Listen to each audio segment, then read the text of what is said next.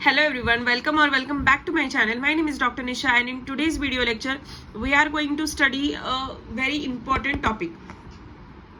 हमने last 2 lectures देखे हैं ऑर्गेनॉन के, जिसमें मैंने वाइटल फोर्स के बारे में आपको सब कुछ एक्सप्लेन किया है. ठीक है, तो फर्स्टली तो वो लेक्चर था जिसमें मैंने वाइटल फोर्स का एक्सप्लेनेशन दिया है. ओके, जो बहुत ज़्यादा बेसिक एक्सप्लेनेशन दिया गया. Then in the next lecture I have told you about the qualities of the vital force. अभी ये लेक्चर में, in this lecture I am going to tell you why vital force is important to know to an homeopath.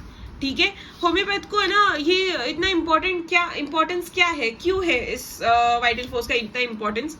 Just because कि vital force के ऊपर ही हमारी पूरी pathy depended है. What do you mean by that?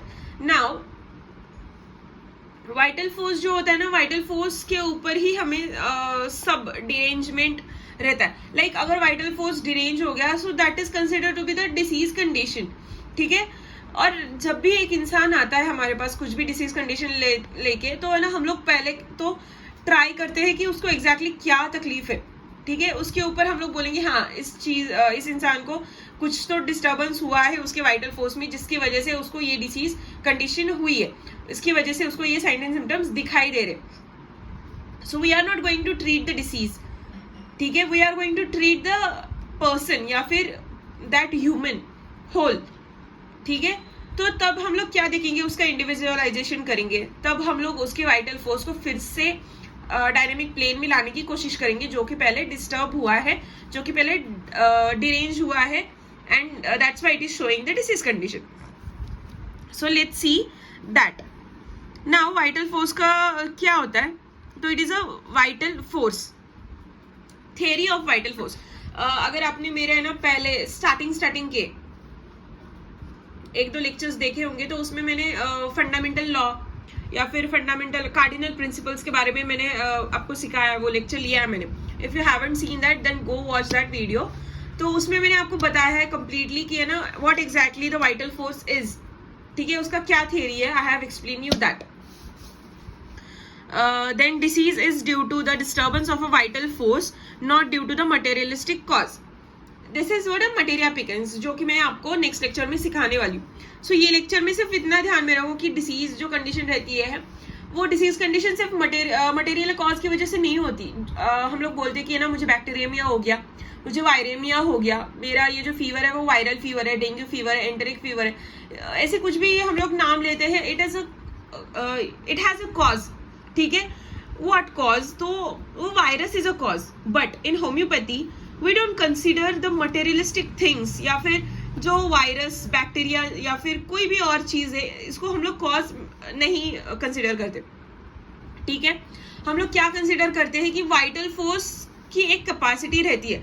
अगर मैं हूँ और मेरे साथ मेरे फ्रेंड है, ठीक है, अगर मेरा वाइटल फोर्स वीक हो गया, मेरा वाइटल फोर्स डिरेंज हो गया, तो अगर वायरस, ठीक है, मैं एग्जांपल देती हूँ. चलो, एक रूम है, ठीक है, उसमें 2 बंदे हैं, person A and person B, और वहाँ पे मैंने ना कुछ बैक्टीरिया छोड़ दिए या फिर कुछ ठीक है, कोरोना वायरस मैंने छोड़ दिया उसके अंदर. ठीक है, वो रूम के अंदर.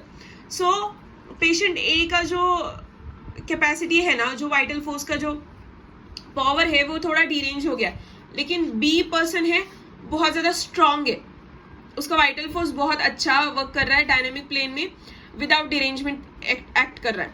And corona virus is very strong virus, जो फर्स्ट वेव था वो वाला, या फिर डेल्टा पकड़ लो.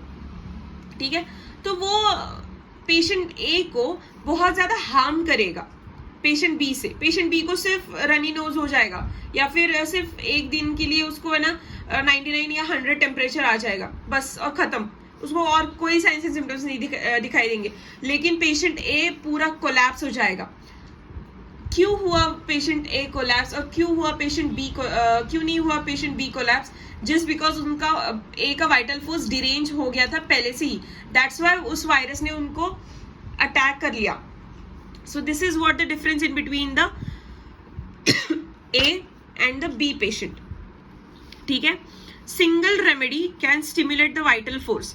अभी अगर मैं ना परफेक्टली रेमेडी निकालूंगी, सिमुलम निकालूंगी पेशेंट ए के लिए, तो पेशेंट ए मेरा क्योर हो जाएगा सिर्फ सिंगल रेमेडी से ही.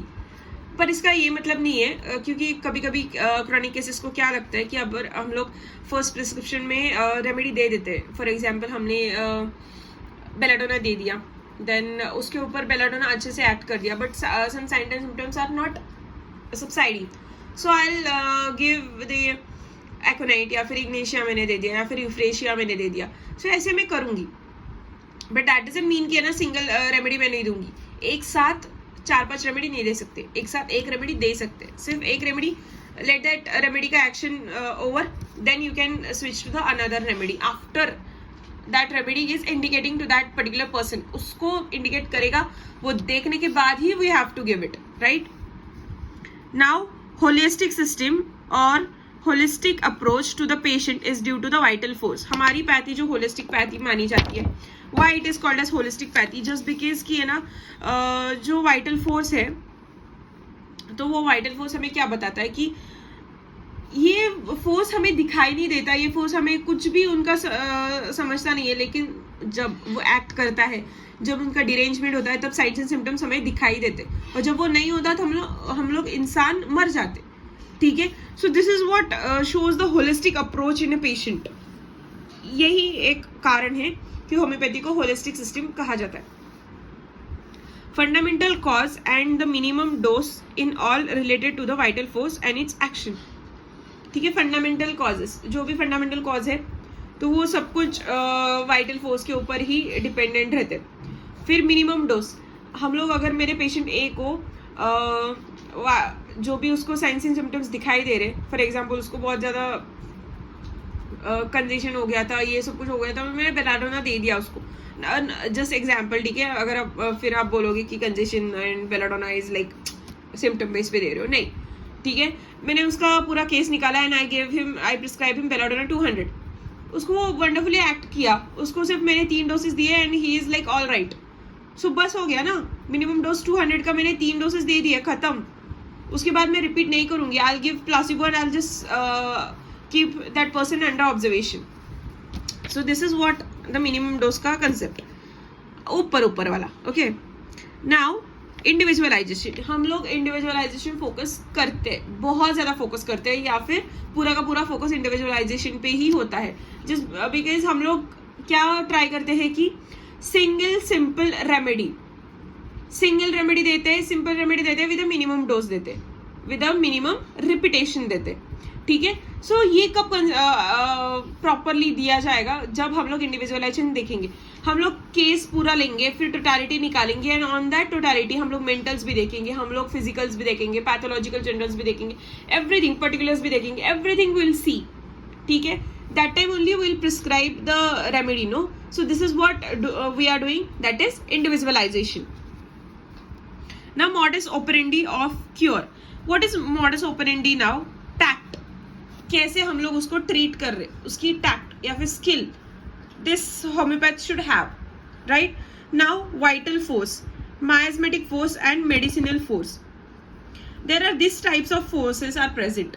तो मॉडस हम लोग क्या देखेंगे, पहला वाइटल फोर्स का डिरेंजमेंट किस हद तक हुआ है, ऑर्गन डैमेज है या फिर सुपरफिशियल डैमेज है. So this will note. Then miasmatic force, उसका मायाजम कौन सा है उसके बैकग्राउंड में, उसका क्या हो रहा है exactly, so this will come to know. Then medicinal force, अगर उसका मायाजम का कुछ है इशू, एंटी माइasmatic रेमेडी दे रहे तो हम लोग प्रॉपर पोटेंसी में देंगे या फिर प्रॉपर रेमेडी देंगे उसके लिए, एंटी माइasmatic की रेमेडी देंगे, राइट. देन वाइटल फोर्स उसका किस हद तक डिरेंज हो रहा है, उस हद तक हम लोग रिपीटेशन देंगे, डोज देंगे, उस हद तक हम पोटेंसी देंगे. ठीक है. Now relation of body and mind is understood with the help of vital force, that is psychosomatic approach. हम लोग moreover psychosomatic approach ही रखते हैं because mind और body का जो balance रहता है, अगर mind का balance बिगड़ गया it will affect body, अगर body का balance बिगड़े it will again affect the mind. So we have to maintain the equilibrium between the body and mind. So this is what we are focusing on. ठीक है, on the psychosomatic approach. I hope you understand this lecture, and if do, then do consider subscribing to my channel. Also don't forget to like because you know मैं बहुत सारे ऐसे lectures आगे आपको दिखाने वाली हूँ या फिर आपको आगे पढ़ाने वाली हूँ. सो प्लीज़ सब्सक्राइब करके रखना और नोटिफिकेशन बेल आइकॉन ऑन करके रखना. ठीक है, थैंक यू.